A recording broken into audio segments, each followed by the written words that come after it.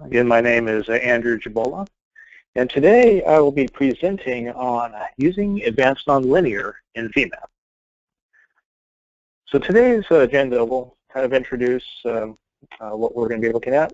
We're going to discuss really by when problems become nonlinear. When do you want to use a nonlinear solver over your basic linear statics? Then we'll discuss what advanced nonlinear is in relation to Femap, and then discuss some of the capabilities it has over the basic nonlinear.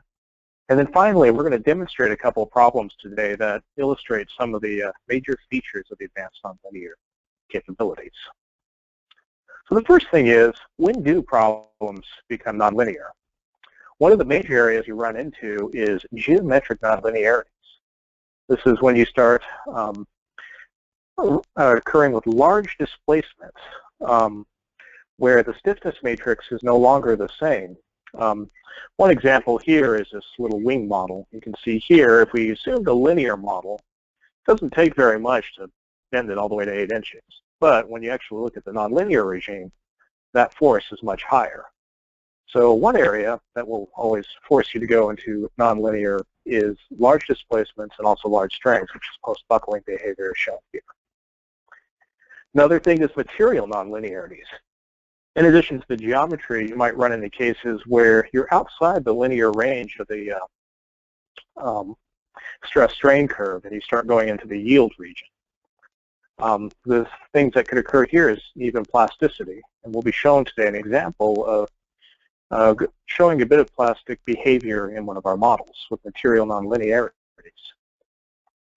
Finally, one other area that can cause nonlinearities is load path and stiffness changes.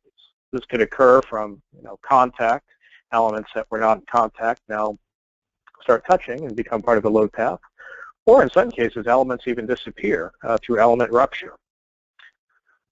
So between geometric, material, and also load path nonlinearities, you have a lot of problems that would require more than just your basic linear static solver. So first of all, what is advanced nonlinear? Advanced nonlinear is an add-on solver to the Femap suite of tools.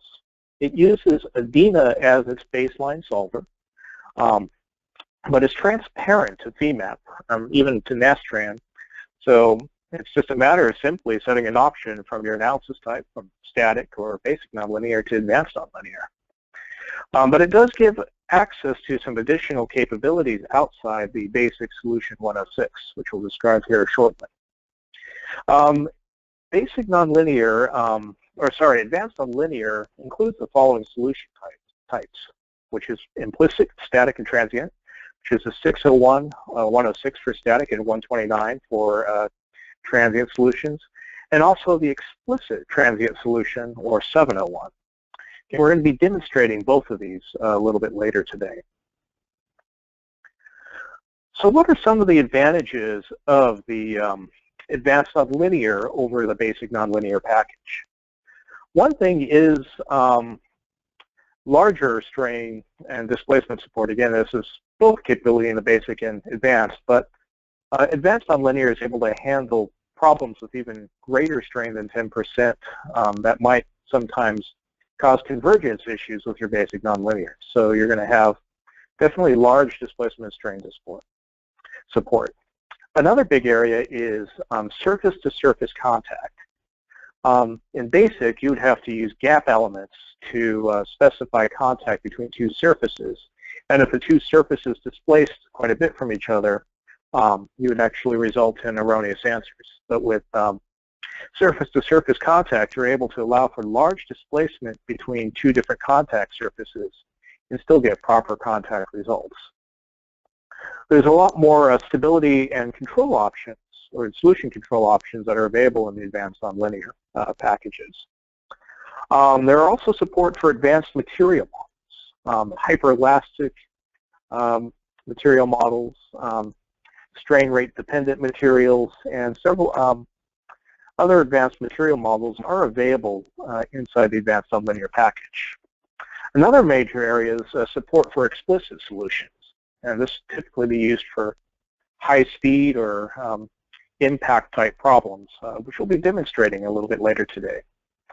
With this, also, we can support another feature we're going to demonstrate today is element rupture. This is where elements actually get deleted based off of von Misew's stress criterion, and as they hit that limit stress, they actually get deleted, allowing you to simulate structures failing and some post-failure behavior.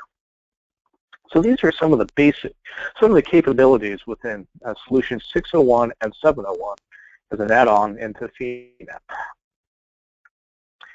So what we're going to do now is we're actually going to demonstrate these capabilities with several models. We're going to go into kind of show you a little bit of the setup and not go into detail. Obviously, if there's questions on how we can set up your models, definitely feel free to contact us at some point. So the first thing we're going to demonstrate here is a wing model. And what we're going to show is large deformation using enforced displacement. And we're going to demonstrate some of the large displacement and post-buckling behavior of a wing skin. Again, as mentioned here, we are going to enforce displace the tip here. So let's head over to Femap here and kind of show this basic model. Now this model has actually been used for other webinars, so we're using the same model that was demonstrated during a previous webinar here. So what we're going to do is we're going to describe a little bit of the basic setup of this model. Again, it's set up just like you would set up a static problem. We've defined, in this case, some layout properties, materials, and we've also applied different loads just to show where the constraints and loads are. We've applied constraints here at the wing root, and we're pulling this wing down 8 inches and looking at some of the data as we begin buckling the wing. For other setup, one other thing we've done is we've set up a time function here. So essentially we're going to be applying our load from 0 to 100 seconds and factoring from 0 to 8 inches over that time. It's just a scalar factor from 0 to 1. Now as far as setting up a nonlinear problem, instead of just setting up a basic static load like you would, you'd simply switch from your NX Nastran to your advanced nonlinear static, or in this case I used transient because I was interested in looking at transient behavior. And simply start setting up the problem. Now one area that advanced nonlinear has where things begin to change a little bit is the setup of some of the options. You'll see here all the options are familiar to those who have used Femap quite a bit in the past. But then we have additional controls here in the in extract properties where we start creating our input deck that will eventually head to Adena. Again, this is fairly transparent to the user, so you're still dealing with Nastran when you export these options. But we have some additional options such as changing shell thickness integration. Obviously, our time steps are a big thing. And also various convergence options and also auto-incrementing schemes that you have some control as well. Again, we won't go into detail, but if there are questions about this, definitely feel free to contact us in the future here. So we already have one of these set up actually, and pretty much we set up the same options. We set it up for 25 steps with a time increment of about 4 per time step. Now again, we're running this at a really slow rate. We're applying this load over the course of 100 seconds just to hopefully eliminate some of the inertia effects that might occur at this loading. And again, just to see what the behavior is of this problem. So other than changing the time steps, most of the default options work for setting one of these problems up. Now we've already set up this problem and solved it, both statically and also linear static and also the advanced nonlinear. So at this point, if we were actually running this, we'd simply right-click, hit Analyze, and eventually get some results of the problem. But before we start, we're going to show just the basic static deformed shape here. So if we were running it static and we deformed it 8 inches, this is set with actual deformation. we get a shape like this. We get a little bit of the buckling here, but again, we're assuming that the stiffness matrix is always the same here. Now let's go ahead and we're actually going to animate this setting to kind of show the steps of what this will look like for an advanced nonlinear case. So if I right-click and animate, we'll see that a lot of different buckling occurs in the region up here as we start loading and unloading on the top skin. We see some of that buckling occurring here. If we look on the bottom, you can definitely see a lot more buckling, showing, again, a lot of the settings you wouldn't see out of a linear static run. And just to kind of show with contour plotting, this will help illustrate a lot of the buckles that occur, even some small snaps and things like that into the wing model. So again, this is just showing an example of large displacement in the model as we then illustrate not only some of the just geometric nonlinearities of increasing our load as we bring the wing down, but also even some post-buckling behavior that occurs as this wing gets deflected from 0 to 8 inches down. Now, one interesting thing we did was we looked at one of the reaction forces on the nodes just to kind of get an idea of what would happen, and just to show that here, this definitely shows some of the nonlinear behavior of the problem.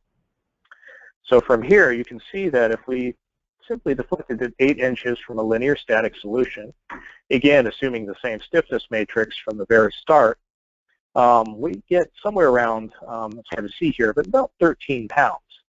You can see here at the low deflection rate, the slope is pretty close.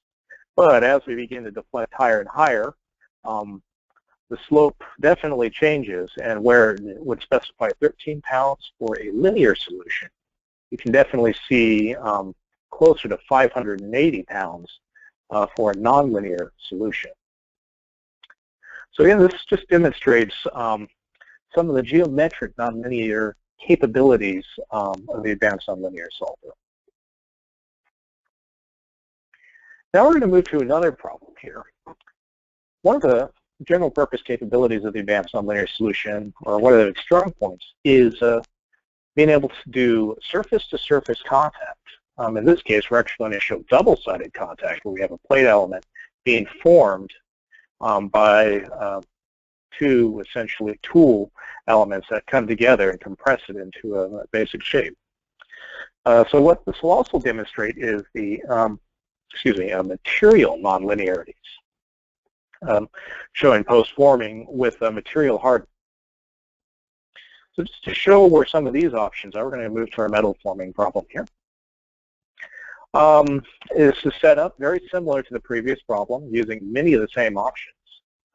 But in addition to the material, we've added the material nonlinearity to the problem. Here we've set up a material nonlinear function, which is a stress strain curve. It is X and Y are flipped from traditional, so it makes it a little confusing. And again, that we assumed aluminum and then just simply said that we start yielding at beyond 35,000 or 35 KSI, and eventually end up using the stress strain curve out. The other thing we do is we specify in the material card a nonlinear function. So in this case, we're using a yield criterion of von Mises, initial yield stress of 35 KSI. And one thing we can show here is a hardening. In this case, we're using an isotropic hardening. There are several options here. Again, if there are questions on that, we can definitely talk with you individually about that in the future. The other thing is we've also set the material type to plastic.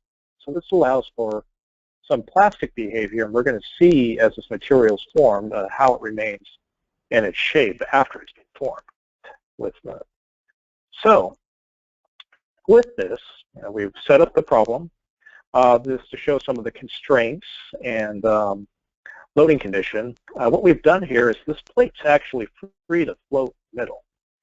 And what we've done is applied enforced displacement constraints. It's a little confusing here to see, but essentially we move this outer plate down and the lower plate up to eventually form the tool shape of this flat plate here.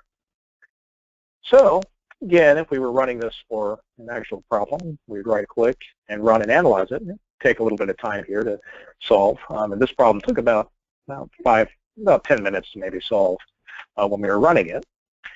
We already have a solution set here, so we're going to go ahead and show the results here. So if I right-click and animate the study, we'll see how the two plates move down, and we eventually end up forming the shape here. You can also see the double-sided contact occurring. And then as the two plates separate, we can see how this plate ends up folding in there, and then you can see that we've actually left the original or permanent deformation into the part since we went well past the yield region. What we'll do here is we'll kind of show the stress and show just the plate by itself and turn on the stress plot just to kind of show some of the leftover stress in the part after the forming operation. So again, this is actually one of the strong points of advanced nonlinear solvers, again, being able to use surface-to-surface contact and also even allow for solving of, what's your permanent deformation after being yielded, so your post-yield behavior of the part. So this is just another excellent example of some of the capabilities of the advanced nonlinear solver.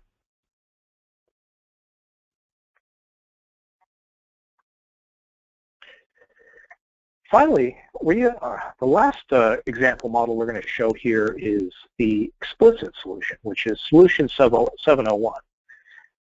Now, the previous solutions we were using were the implicit solutions, which are usually good for general nonlinear problems and low-speed type problems.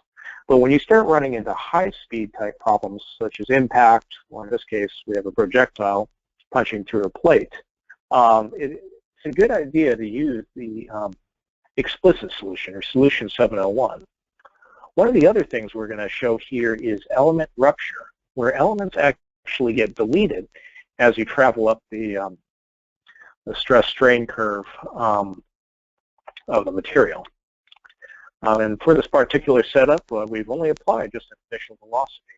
So let's go ahead and just run through the model and just show a couple of things that were turned on or set up for this particular model.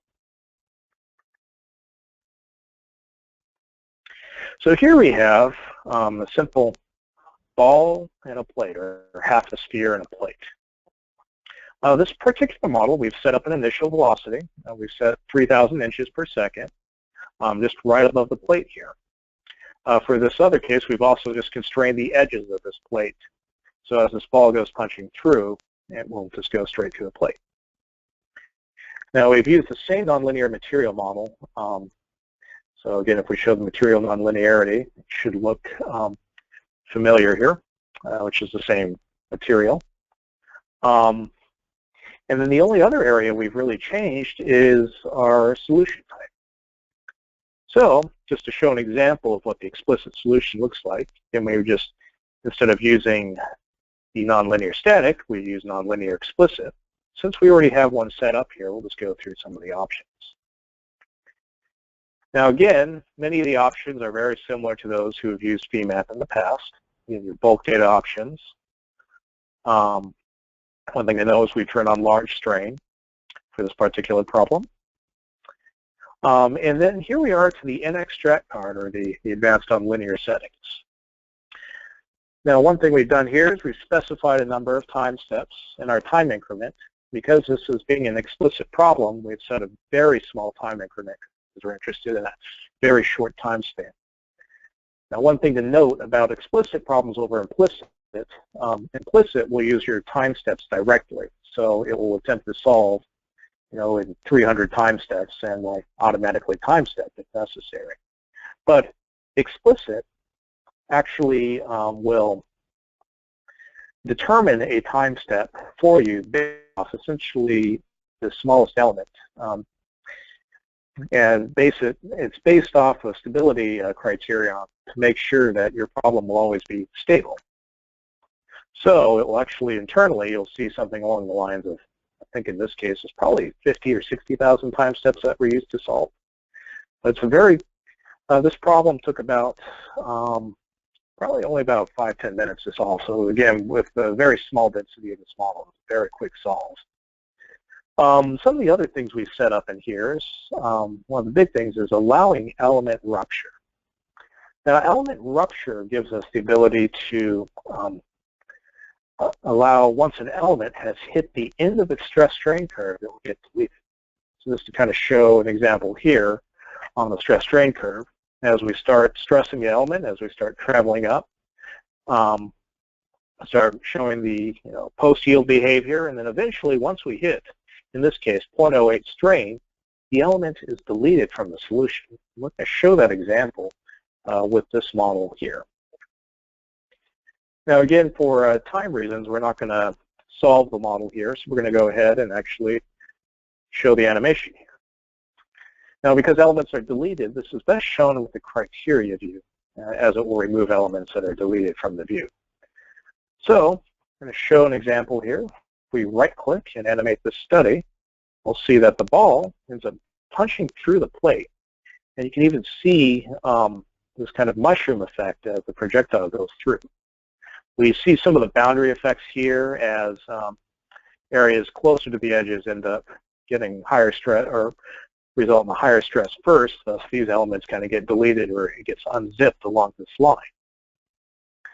Then we see as the projectile moves through, we can see some of the almost like a wave-like behavior as the projectile goes through. We'll kind of show from the other side here. You can see kind of this energy get propagated through and then bounce back and forth throughout the model as the projectile moves. So this is an excellent example of one of the explicit solutions where we use a high-speed impact problem combined with element rupture to show how a plate might break apart during a high-speed impact here. So here we'll just show an example of, again, this unzipping and mushroom effect as we go through, and then even some of the rebound as the ball keeps traveling through.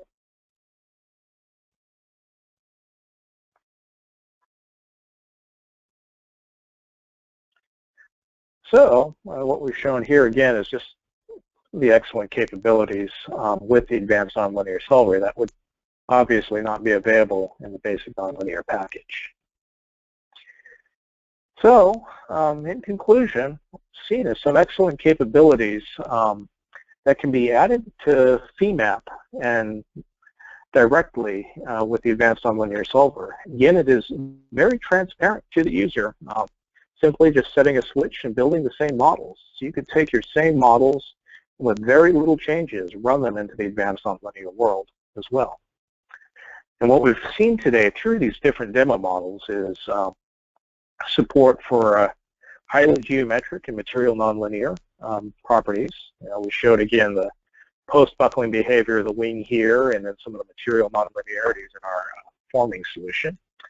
We've also shown surface-to-surface contact, where both for the metal forming problem we did here and also our element rupture, where the surface of the ball essentially punched right through in our element rupture problem, and then also the surface contact of the plate as it was being formed by the tool parts. Finally, we've also shown some of the capabilities with the explicit solver with element rupture, in this case of the projectile going through the plate. So, I want to thank everybody for attending the webinar, and I hope it has been informative, kind of showing you some of the general capabilities of the advanced nonlinear solver. At this point, feel free to type questions into the question box, and we'll take some of the questions and answer them over the air here. And for those that we are not able to get to, we'll definitely be in contact with you sometime in the next several days. So at this point, I believe, Jen, you'll start seeing which questions came through. Yeah, Andrew, you had two come up, and I believe we're going to do poll questions too while that question thing is up. So the first one is, why did you flip the stress strain curve from the way we normally see it? This was just a setup inside the Femap environment for the way nonlinear properties are set up. To be honest, I'm not sure the reasoning for that, but that is just the way Femap has been set up for these particular solutions. And then you have so few points on that curve. Why do you have so few points?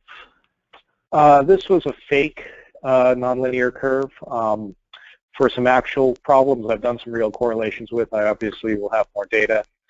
This material is essentially a demo material, so essentially calculated the first point based off the yield stress and what strain it would occur at, and then after that just simply set 0.4 and 0.6 and 0.8 for a couple points. But obviously you're not limited to just 4 points. I've used many more points than that in some of the problems I've actually worked with. Okay, how is your second model constrained?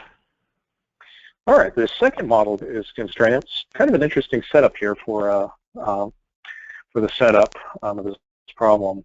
Let's show this model again real quick. What I've done here is I have set up essentially I've constrained this model in all directions except the displacement direction. And the same thing with the lower piece. And this plate by itself is actually just floating there. Now you could constrain it. Maybe you want to simulate perhaps a tool or something else that's holding this piece. You know, we might extend it out and then have this punch through. But in this case, just for simplicity and really just speed of the solution, I just let it kind of float there. It may have actually helped with some of the convergence doing it the other way, but it seemed to work out pretty well and at least show an excellent example of a forming problem here. Okay, you have another one. How does the surface contact here differ from the contact in the linear solver? So the linear solver internally will not be able to handle some of the large displacements. A linear solver essentially looks at two elements, kind of does a general, will load up the form shape of, let's say, for instance, this piece, and then it'll build spring elements internally or weld-like elements and figure out which ones are in tension and compression. And if you've ever looked through the linear contact runs, you'll see the solver essentially iterate the load several times until it stops, until the elements that are in tension and compression stop changing, and then you know that is your load path, and then it solves a static problem here. In this case, we're able to actually run much more detail as it's just looking at ensuring that this element doesn't penetrate through here. So if this node, for instance, and you can even see it a little bit in this plate, how the plate slips a little bit as we go through. The linear solver will definitely not capture the fact that this node moved from here to over here, but you can see that contact is maintained even as these nodes are moved around. So I've done some very extreme cases where I've had nodes literally shift from here to here, and contact, you can still capture this contact region very well throughout the entire model. So we could potentially pull this out and have this plate up as we pull it out. So that is, again, one of the major capabilities of the advanced nonlinear over basic nonlinear, or sorry, the linear contact solver. Okay, I got a question on rupture, and I'm going to reword it a little bit from the way it was asked. But when you go to your rupture model, you have nice square elements. Do the shape of the elements impact the result?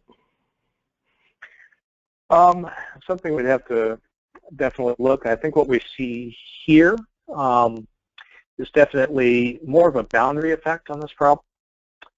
So we could see here as we punch through just the fact that the boundaries are located here.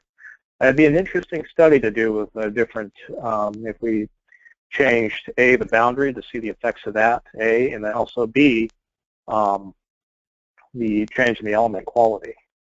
One thing to mention about the explicit solutions is that it will actually formulate your time step based off the smallest element or the worst case element. So if you have some really tiny elements or really skewed elements, that little element's going to end up driving the time step and could make an explicit solution run very long.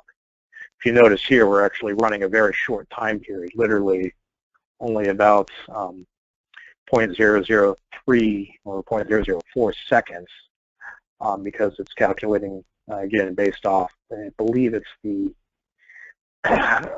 from what I recall, either the speed of sound or some sort of how quickly it takes for a wave to propagate through an element.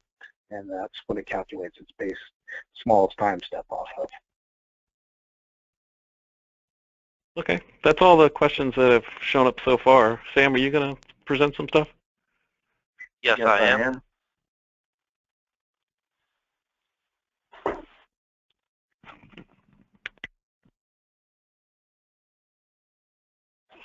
So for those of you that are less familiar with our company, we are SDA. SDA was founded in 1997, and we provide expert aerospace structural analysis. We work in a variety of different industries, but aerospace is the main industry that we've done the most projects in. We specialize in composites. We've done a lot of work with composites, including the composite crew module. We provide low levels support up through developing test plans and advanced stress analysis. Some of our typical support programs include small to large UAVs, manned and unmanned spacecraft, and then also naval structures.